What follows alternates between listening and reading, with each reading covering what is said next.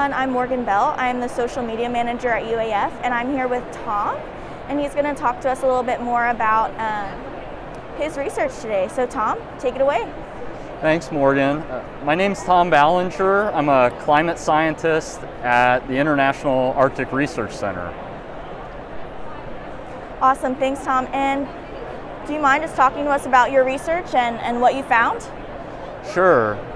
So this project that I'm presenting here for AGU this year is looking at relationships between atmospheric circulation over Alaska and wildfire activity in the eastern interior portion of the state.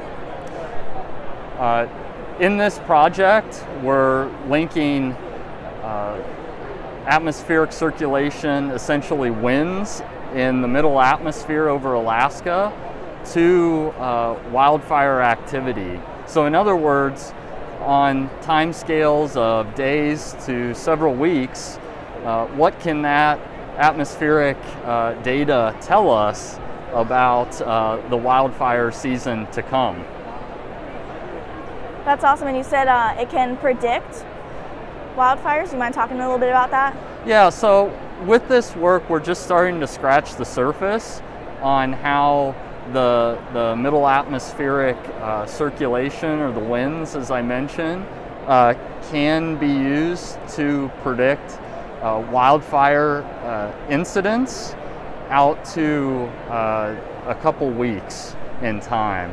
And so what we found was that typically speaking in the interior, when we have these amplified atmospheric pressures over the middle of the state, that tends to relate pretty strongly with an increase in fire weather incidents at timescales of 5 to roughly 15 days forthcoming. So again, we're just scratching the surface with this, but the preliminary results are pretty encouraging.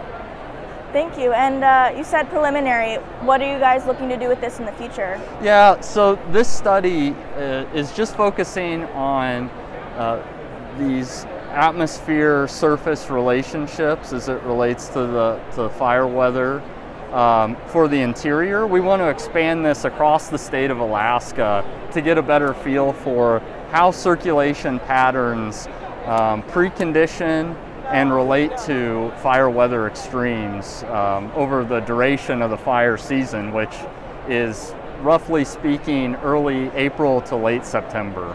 Yeah. And then you were a part of the MOOC project. Do you mind talking to us a little bit about that? The MOOC project? Yeah, the massive open online course that IARC, or International Arctic Research Center, spearheaded was looking at the Arctic system in a very holistic framework. So I contributed to that project and the atmospheric component, looking at air temperature, kind of how we define it, what air temperatures in the Arctic and in Alaska specifically, how they've varied and changed over human timescales.